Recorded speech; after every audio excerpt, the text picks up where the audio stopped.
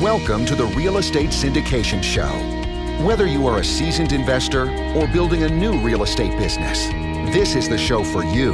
Whitney Sewell talks to top experts in the business. Our goal is to help you master real estate syndication. And now your host, Whitney Sewell.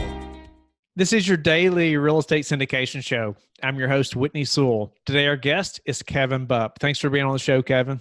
Whitney, thanks for having me. I'm looking forward to being here. Yeah, I'm honored to have you on the show. I've heard your podcast and just seen you just operate. You know, you're that thought leader in many spaces now, and people know you as that expert. I'm happy to have you on the show, and pleasure to meet you and even speak on the same stage a few months back, you know, in Denver. And it just has been a pleasure to get to know you a little better. But in case the listeners haven't heard of Kevin, he is a Florida-based real estate investor. He's the top iTunes podcast host and serial entrepreneur with over $150 million of real estate transactions under his belt. His extensive investment experience spans the gamut of apartment buildings, single-family homes, office buildings, raw lands, condos, and his favorite by far and most profitable is mobile home parks. He's also the host of the Real Estate Investing for Cash Flow podcast, which I highly recommend. And Kevin, you know, thank you again so much for your time. It's an honor to have you on the show and, you know, get to talk to you once again. But tell the listeners a little more about who you are, and then we're going to dive in. Sure. And again, Whitney, it's an absolute honor to be here. So thank you for inviting me on. Yeah, I try to keep it as a condensed story of my background and a little bit of my life story. I kind of accidentally happened into real estate, but it's the most wonderful thing and that's happened in my life. I'm very blessed to be here. You know, I like most, I went through high school, graduated, and a lot of my friends kind of had direction. I did not. So at that point in time, I was not like most. I didn't have much direction of what I wanted to do in life. So I went to community college, and I didn't want to go burn my parents' money away by partying at a university. And so I did what I thought was a responsible thing, and it went locally. During that period of time, I met an individual by the name of David, and David introduced me to real estate. He happened to be dating the mother of my girlfriend at the time. So it's kind of a random story of how we met.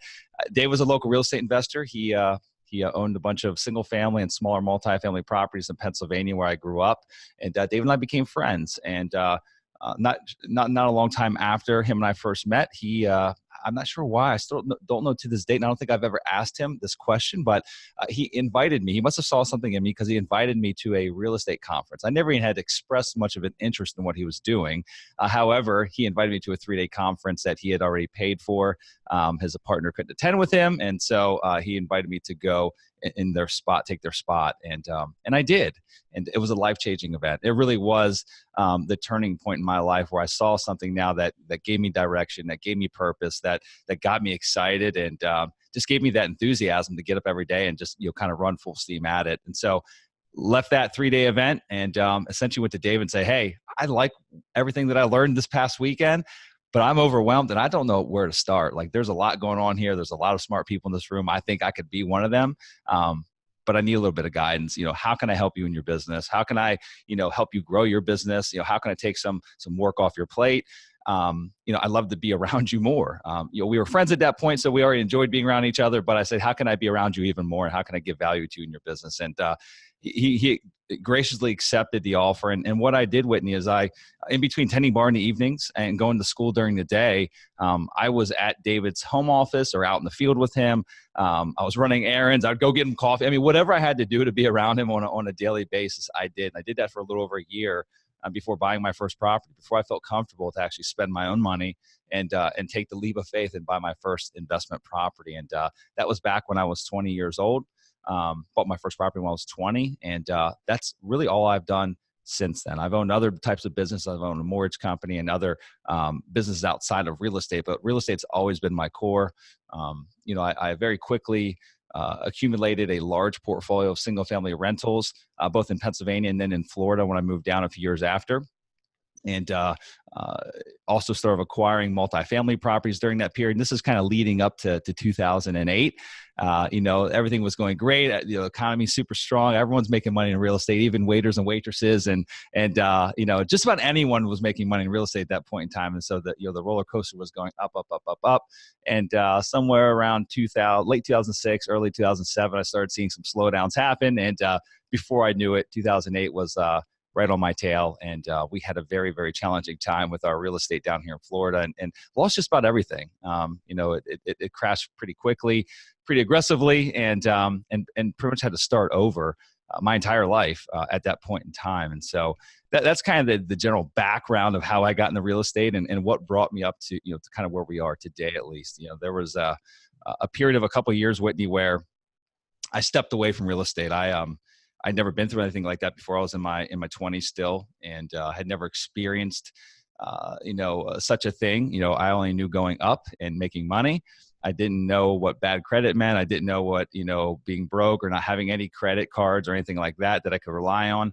I didn't know what that meant. And so it was a very challenging emotional time for me for those 3 years following 2008. And I stepped away from real estate in its entirety. I started a few other businesses that were non-related to real estate just to get my mind off of it. But the burning desire was still there. It just never went away. The flame was there. And that's ultimately what led me to what we're in today, which is mobile home parks. And I was introduced back in 2011 to a guy by the name of Randy, by a mutual friend, and Randy owned mobile home parks here in Florida. And a long story short, Randy piqued my interest enough, and after having a 2-hour lunch with him, that I left that lunch and said, I'm going to buy a mobile home park. One way or another, I'm going to buy a mobile home park and figure out how this game works and see if we can make some money at it. And so 7 years later, that's what we've been doing full time. We've been buying parks throughout the U.S. Currently own just about 2,000 lots throughout 13 different states, and are having a lot of fun with it and making a lot of money. So, wow. Yeah. Well, I appreciate you elaborating all that and just how you got started. And I think so many listeners can relate to, trying to find that person like David, that's your mentor that really helped open your eyes to this possibility of real estate. Mm-hmm. I know when I got started, I had no clue that real estate could be this type of business. I'd never been around anybody like that. And so that's incredible. But, just your passion though, how, you mentioned, if it was just going and getting him coffee, you were doing anything just to be around him more so you could increase your knowledge and increase your ability to grow your own business and increase your relationship with him. Well, you know what it was, Whitney, and I look back, and I was pretty insecure at that point in my life. I mean, not from a physical standpoint or, looks or anything of that nature, but just of like where I was in the world versus like where my friends were. A lot of my friends were away at school, and I was going to community college. Like I wasn't, in my mind, I wasn't making much progress as an adult. And so I didn't have that security. And so when I went to David, I was like thinking in my mind, why is he going to want to help me? Like, surely he's not going to take the time out of his busy day. He's already successful. Like, why is he going to give back to me? I know he's a friend of mine, but like, I surely don't want to take away from his business. So the only thing that made sense to me is if I could actually like add value, like literally help him grow his business, or just help him take some things off his plate, maybe admin work, things that were just busy work to him. How could I help him so that in turn, just through osmosis, he would help me, and I would learn things throughout the day being around him. So that's kind of how I approached it. And now looking back, and after being in this business for quite some time, it's surely the advice that I give folks that are getting started that that are looking for a mentor. Forget about looking, for a mentor that you can pick their brain or extract information from. You got to find someone that's been there, done that, and think about how can you add value to them in a very big way, right? How can you help them increase their business, grow their business, and help them, reach their goals. You got to think about giving back versus taking. So you mentioned, you grew your business, and then up at, 2008, there was a crash. You had to start over, losing. I mean, that's devastating, right? You probably hate for me to even bring that up. So, but that's how do you get past that? You mentioned, you stepped away even a couple of years, but just the mindset to really come back into real estate, and now you've done it again. I mean, you're doing very well. You've grown another business in real estate, and even mobile home parks. You're doing, extremely well. But I'm sure that mindset during that time was difficult. It was very tough. I mean, it was a pretty dark time for a period. I'd tell you that the one saving grace that came into my life right before literally the world ended. I say the world ended. Like when I defaulted on a lot of my loans, I held on as long as I could, and it just got to the point to where things were upside down. I was writing really big checks each month to make up the negative cash flow, any kind of additional debt service that was there. And I knew my money was going to run out pretty quickly. And I just started dating, who is now my wife. I met her when I had a really nice home on the water, had nice things. She was a great girl. And I kind of knew within the first couple of dates of going out with her, I was like, this is the one. This is the one. And in my mind, I'm like thinking, God, what a bad timing. because I didn't think she was dating me because of money or material items, but I surely didn't want to lead her down this path of, she thinks she's having fun, and things are about to get not so much fun here in the very near future. And so I had a pretty honest conversation with her about 6 weeks into our relationship. And I don't think she took it all that seriously, Whitney. I don't think she fully comprehended the severity of the situation, because she said, it's okay. You'll figure it out. You'll figure it out. I'm like thinking to myself, I think she realizes how bad it's about to get. And anyway, she stuck with me through it. It got really bad. It got really, really bad. And she stuck with me through it. And she was just there to support me and there to kind of see me through the challenging times. She was there to, witness all my crazy entrepreneurial ideas that came about, while I was trying to like scrape together and figure out how to rebuild myself. And she was supportive. I mean, but it was still very, very tough. I feel like I went back in time. I told you I felt very insecure. I had a lot of insecurities when I met David. A lot of those same feelings came back. I'm like, oh my God, everything I thought I knew just completely went out the window. And things are so different today, after the crash happened, than what they were prior. And I don't know what the heck I'm doing. I don't know how to dig myself out of this hole. And I knew it wasn't going to be an easy dig out either. Like this wasn't just hey, give them back to the bank and everything's going to be over. There was many years worth of working through judgments and, getting knocks on the door from servers and, court dates. And it was a very challenging time, but I'd say that she was really that support mechanism. And the other thing that really was helpful for me is that I knew that the one thing I could control, Whitney, was my health and well-being. Like if I felt good, if what I put in my body was, clean food and greens and plant-based diet, if I could put that in, I knew that would at least keep me in peak physical performance. And if you're in peak physical performance and your brain's going to work well, you're going to have absolute clarity. Even if things aren't going so well, you'll at least feel good, from a physical state. And so I really got involved in health and fitness, even more than I was prior to, the crash happening. And so, because that was like the one thing I felt like I could control in my life. And that led me to a few other businesses, kind of in an interim between getting back into real estate. And those two businesses were, one was called Running for Brews, which you'll probably get a giggle at. This was a social running club that I started, which is now the largest social running club in the country. I'm no longer involved, and I handed it off a few years back. And it revolved around once a week, meeting at different locations throughout the country, meeting at a craft brewery, and essentially we charged the brewery money for the amount of runners that we'd bring each and every week. We'd run a casual 5K and then have drinks together. So that turned into a pretty large business. And then we also started a clothing company that we made custom gear for different charitable events and cycling organizations. So we created a printing company, and both were related to health and fitness. And it got my mind off of real estate. And along with Joanna being in my life, it was the only way that I got through it all. But it brought me back to that burning desire of real estate. That fire never went away. And it finally got to the point to where it was burning out of my belly, where I knew I had to get back in. I knew I had to dive back in and get into what I felt was my true passion in life. So, wow. Just the entrepreneurial mindset always amazes me, though. Even in that downtime, you found two other businesses that you took off with, and just made that happen. And before you came back to real estate. And so, before we run out of time, though, I'd love for us to talk about how that has affected your business now. You've grown to a large scale now, and how are you preparing for another event, possibly like 2008, or what are your thoughts about what you've seen in the market then to what you see now? So first and foremost, what we buy today is completely different. Back then we were buying a lot of single family homes that were, very spread out, very inefficient to manage. And, when you've got properties in multiple different counties, a rooftop here, a rooftop there, and hundreds of rooftops everywhere, that was very inefficient. In addition, one of the big things that we do when we underwrite a property, we're investing for cash flow, but we put each one of our properties during the underwriting process through multiple stress tests. And we try to find out where that cliff is, during the underwriting. And that cliff could be, we go into with certain assumptions, like in a perfect world, this is what's going to happen, right? Our expenses are going to be X. We're going to own this thing for 3 years and increase the value and do a refinance, do a cash out, get our investors' money back, and everything, everything runs perfectly. That's best case scenario. Probably what's going to happen is this. And then we also figure out what the worst case scenario is. And we push the worst case scenario by adjusting the interest rates during a refi, assuming that maybe we're not going to be able to do a cash out refi. Maybe it's just going to be a rate and term refi, and we're not going to be able to get the cash back. We find out where that cliff is, and then we look at it very much in detail and figure out, are we comfortable with that cliff? Like, are we comfortable with how close that cliff is, and what the what the chances of that really happening are. And so I'm not going to say we didn't do a variation of that back when we were buying before, because I feel like we are very conservative investors.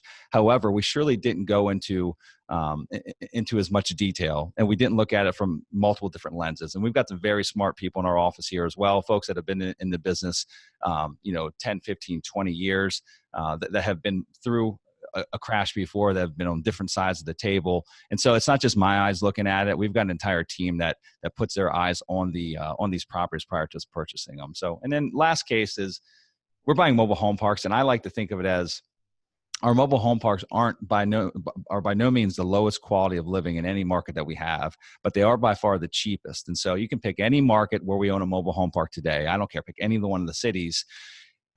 Our average lot rent across the board is about $300 a month. There's some markets that's higher, some it's lower, but $300 a month is about the average lot rent. There is no cheaper place in that city where one can live with a family for $300 a month. There's no cheaper place than that. And so it's kind of trickle down effect that if the economy starts going a little rough, people downgrade from an A class apartment to a B class to a C class. You kind of know that trend. However, if they can't afford that $300 a month lot rent, there is no other option for them. So I feel that we will always have a demand for our product, no matter what happens, no matter what city we're in. We'll always have a demand for that product. So, wow. Yeah, I like that. And I've heard other people talk about mobile home parks as well, and just how that demand for that product when a crash or something like a downturn comes. So, I mean, that's one big way you are prepared for some type of downturn, right? I mean, is the actual asset class itself, in addition to being as conservative as possible and all those things you mentioned.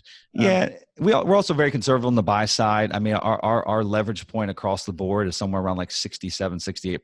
And so, we don't over leverage. If we can get 80%, we don't push it just because we can push it. So we like to keep our leverage points fairly low. And again, we like to run it through multiple different stress tests and see it from every different angle, and just know that, if the worst case happens, that we'll probably still be just fine. And, so that's really how we're very different today than what we were, 10, 15 years ago. Nice. Any other type of stress testing that maybe you do that we wouldn't normally think of, or maybe a lot of people don't know to do? I don't know. What do you typically do, Whitney?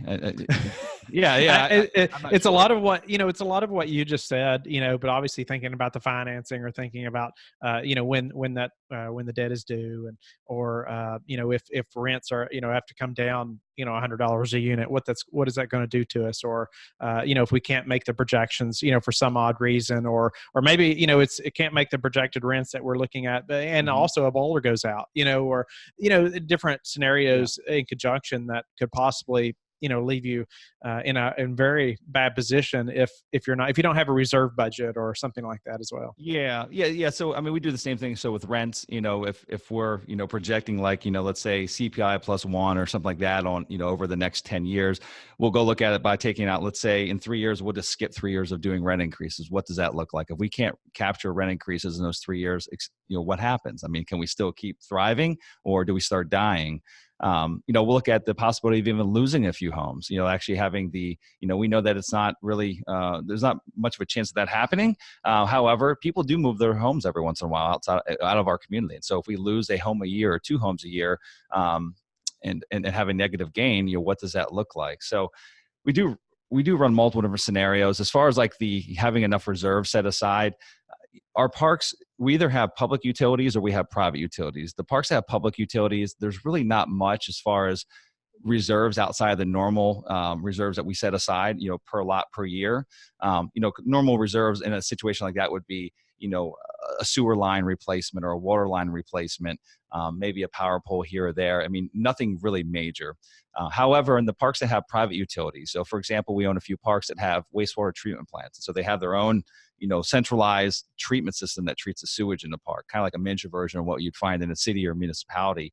In that situation, those things have a lifespan to them. They don't last forever, and they've got major components that go bad. And so we go very deep into detail. We get engineers involved, and we set aside completely different types of reserves given the current age of the unit, and then the life expectancy of the components that are involved in that system, and also even a possible an entire replacement.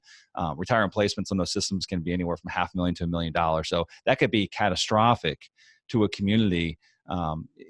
We see systems like that in communities that are maybe only worth $2 or $3 million. And if you got a $500,000 or $1 million capex that's came unexpected, a few years in or 10 years in even, you're going to be in a world of hurt. So Wow. Those are probably the biggest risk in our space, is the private utilities, is not really understanding what's there and not understanding the current condition of it. And then ultimately what it's going to cost to either replace or repair those systems as time goes on, because they don't last forever, whether it's septic systems or wastewater treatment plants. There's other types of systems. If you have a well, those things don't last forever. There's components that break, and those components are quite expensive. So, taking a little pivot here, Kevin, I wanted to ask you, like, through this syndication business and, how you've grown this business. Obviously you're working with investors and you're syndicating large properties, but what's been the hardest part of this syndication journey for you? That's a great question. As far as the hardest part, I don't know necessarily the best way to answer that. I guess I can kind of give you a transitional point that we made about 3 years ago. We were doing, property specific capital raises. And we got to the point to where, so our deal size is a little bit smaller than what the typical multifamily deal size is. I mean, our normal deal size, Whitney, is, back then it was probably anywhere between 1 and 3 million. Now it's probably more like 2 to 5 million, but still very small in comparison to the space that you're in. And so we've always been really good about getting deal flow coming in, but it got to a point to where we were having multiple deals in contract at one time, and it became very logistically challenging to do individual raises for each one of those deals. It also became very expensive from a legal perspective. And so we got to a point where that sounds like a good problem to have, but we're like, this just doesn't make sense. Like, we're spending all these legal fees, and it's just logistically challenging getting the timing right on all this. And so that's what really pushed us to actually do a fund model, which is what we do today.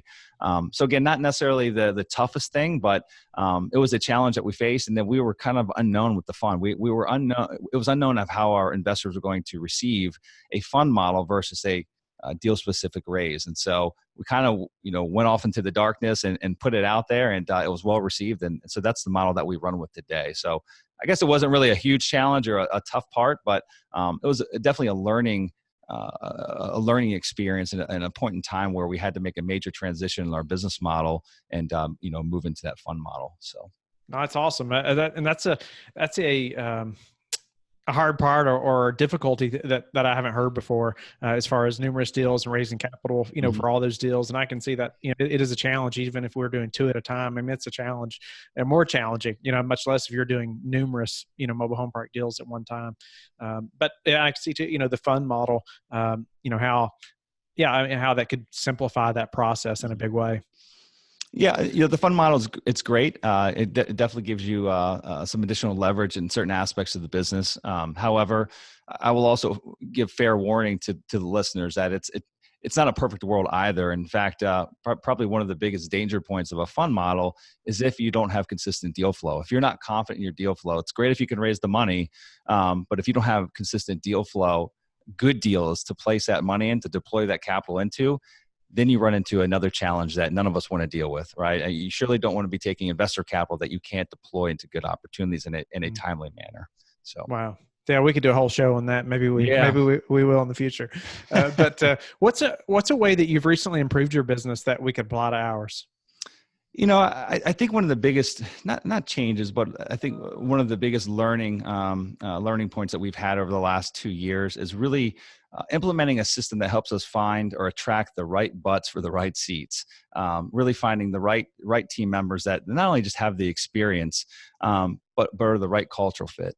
And so one of the big ways that we've done that is we've implemented the EOS, which is based on the Traction book by I think Gino Wickman, I think is his name of the author.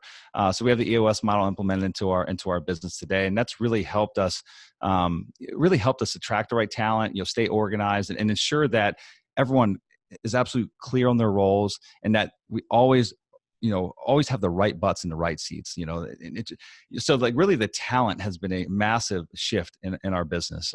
We've got awesome team members here, folks that, you put a task on their plate, they exceed expectations. You don't have to think about it again. It just gets done. And it took us a long time to really understand how to hire how to attract those individuals to our business. And so it's been a big pivotal moment in the past year or two of our business. And how did you, how did you gain that knowledge or ability to be able to do that? Yeah, one of the big things that we did was, which we never leveraged prior to, and I'm not sure why, is, I've got a podcast I've been doing for 5.5 years. We started leveraging that, reaching out to the listeners that had been tuning in each and every week, so that was one big thing. Another thing is utilizing different personality tests or cultural fit tests, making sure that they're aligned with our own mission statement, our own, core values. And another big thing is actually really understanding what our core values are. Like, I know that sounds so cheesy, and I think a lot of people really cheat this step of it. They go look at other companies, they see what their core values are, and they kind of take one here, one from there, and say, oh, these core values seem pretty good for us. But we really sat down and this process to figure out our core values and to figure out our mission statement, it probably took longer than most, but we probably collectively sat down over different occasions for no less than 20 hours to figure out and to actually articulate what exactly those core values were and what they meant to us as individuals. And that really helped us, convey that message to anyone that we're looking to bring on the team. But not only convey that to them, as we put them through these different personality tests, we also made sure that they were a direct fit. Like, there was a direct alignment of what we really stood for and what the company stood for and where we wanted to take it to their own personal values. And that's been huge. I mean, again, the staff that we have here, we're a small company, but the staff we have here, any one of them would go to bat for one another. They would all take one for the team, no matter what the situation was. And that's just huge. It feels good knowing that you've got that here. I'm going on vacation next week. I know I'm going to go on vacation next week and enjoy the time with my wife and my kids and know that the fort's held down and that it will probably be better off the week after I come back. They'll make progress over that week while I'm gone. And that's a good thing. That's a good feeling. I won't come back to a complete disaster. They may ask you to leave for another week. That's it. So Brian, my business partner, just got married and he went on a 2-week honeymoon. He literally just got back a couple of days ago. And he always has a little bit of a hard time kind of, handing the reins over and everything was just fine. We progressed and we're a strong company, even stronger today than what it was when he left. Right. And so, it's a good thing. It's a good feeling to have. So what's your best advice for caring for investors? For caring for investors? Mm-hmm. I think communication is key. Open and transparent communication, the more the better. And so one thing that we do that I think probably sets us apart from a lot of other syndicators out there, not that we're better by any means, but we do the normal quarterly report that most investors do. However, one additional step that we take is each and every month, myself, my partner, and then our director of ops, we get on the phone together or get on Zoom together, and we do a private podcast. So this is just for the investors. We put it up in their portal, and we basically go through, the 10,000 foot view of what's gone on that prior month, any progress that we've made, any new updates on, regulatory changes, any lease ups, any, vacancies that we might have had, any new home sales. So we just give them the general high level point of view of how their assets are performing. And the feedback that we've received from doing those podcasts now for the past, I think we've been doing for about a year now, has been huge. People absolutely love them. And it also allows them to actually, instead of visually having to read a report on a regular basis, on a quarterly basis, they can literally stay in tune with what we've got going on their way to work, on their way home from work, on their way to the gym. They just pop it in and listen to it, and normally about 30 minutes in length, and allows us to stay in direct communication with them. And also they get to hear our voice, right? Instead of reading, they get to actually hear our voice and get to hear our personalities. And I think that's huge as far as a connection. I love that idea. You say you all do that monthly? Yeah, we do it monthly. Mm-hmm. We just simply get on Zoom together, and we don't even it's not a video. We just do audio, and we've got an agenda that, same agenda we follow each and every month. And that's summary, anywhere between 20 and 30 minutes in length.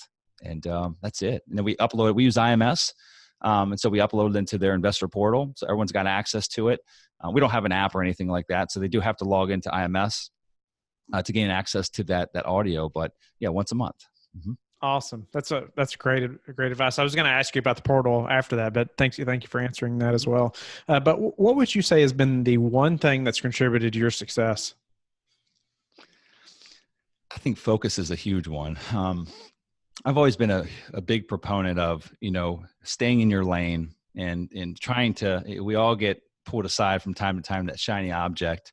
But really focusing on your lane and staying put until you become a master of whatever that niche might be. For us, it's mobile home parks. And so for the past 7 years, that is all we've done. And believe me, I'm a part of multiple different masterminds. Whitney, you're a multifamily guy. I hear the multifamily praises sung all around me day to day, self-storage praises sung around me. And it's really challenging to not lose focus and say, oh God, that guy just did a great deal. This guy just did a great deal. We got to stick with our eye on the prize, and that's mobile home parks. And so focus is key. You can make money 1,000,001 different ways in real estate. It doesn't matter what asset class you're in. It doesn't matter if you want to buy a multifamily, you want to be a note investor, you want to be a mobile home park investor. Again, 1,000,000 different ways to make money in real estate. Pick one and become a master at it. But make sure that you give yourself enough time to master it. This stuff doesn't happen overnight. It doesn't happen after going to a 3-day boot camp. It doesn't even happen within 6 or 12 months. I mean, you'll know a lot if you focus on it for 12 months, but you're still not going to know enough. Stick with it. Master it. And then at that point in time, once you got a company built, once you got a sustainable company that if you can step away from 2 weeks and it doesn't fall apart while you're away, at that point in time, maybe consider adding another niche. If there's something else that's just burning in your brain as far as I want to put some money or deploy some capital into this other asset class, only then do it. Otherwise, you'll completely lose focus and things will fall apart. Wow. Couldn't agree more, Kevin. That's awesome. Focus and picking one thing and just hammering on it, right? I mean, just educating and pursuing it. Before we have to go though, tell the listeners how you like to give back. Yeah, so I'm involved in a couple different charitable organizations, but one of the big ones that's kind of an annual event that I put on, and it benefits multiple different organizations here locally here in the Tampa Bay area, is about 10 years ago. Actually, this year will be our 10th year. November will be our 10th year. I started what's called the 72 Hours of Key West bike ride. And it was at a down point in my life. Like I said, I could control my health and my fitness back after the crash. And 2010 was not a good year for me. It was still very much a struggle. I had a couple other businesses. I wasn't making much money, and it was still a day-to-day struggle. However, I knew that there's always people that have it worse off, right? Tens of millions or billions of people in this world that have it worse than what you and I do, Whitney. No matter how bad our bad is, there's plenty of other people that have it way worse. And so I started the bike ride in an effort to basically give back to one of the charities that was near and dear to my heart. And it's called the Tiny Hands Foundation. It was founded by my good friend, Rod Cleef, I think probably about 15, 16 years ago. And I started the bike ride to help start funding that charity, because that charity also had struggles during the downturn. Rod was a real estate investor. He lost everything just like I did. And so the charity struggled because of that. And so I started that ride 3 days from Fort Myers Beach down to Key West to raise funding to help feed families during the holidays. And so we did it the first year and had literally like 6 riders. It was kind of a joke. I think we donated like $300 when it was all said and done. And for the last, I think 6 years, we've sold out. We limit the ride each year, but we have people come from all over the country.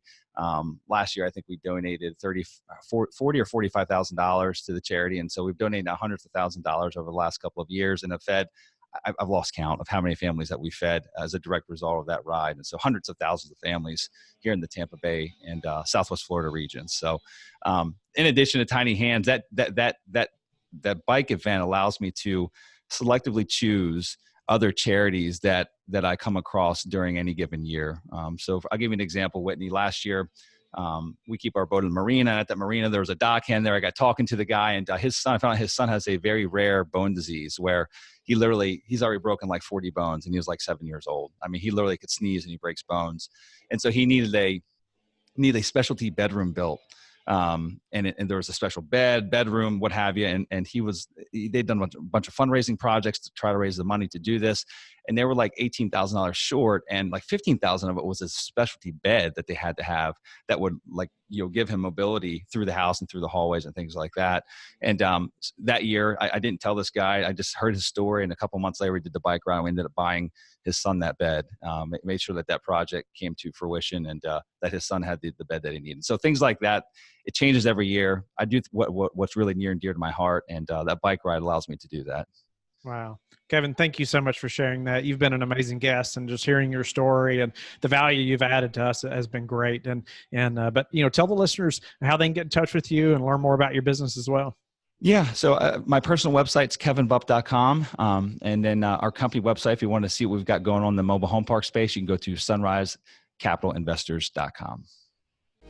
Thank you for listening to the Real Estate Syndication Show, brought to you by Life Bridge Capital. Life Bridge Capital works with investors nationwide to invest in real estate, while also donating 50% of its profits to assist parents who are committing to adoption. Life Bridge Capital, making a difference, one investor and one child at a time. Connect online at www.lifebridgecapital.com for free material and videos to further your success.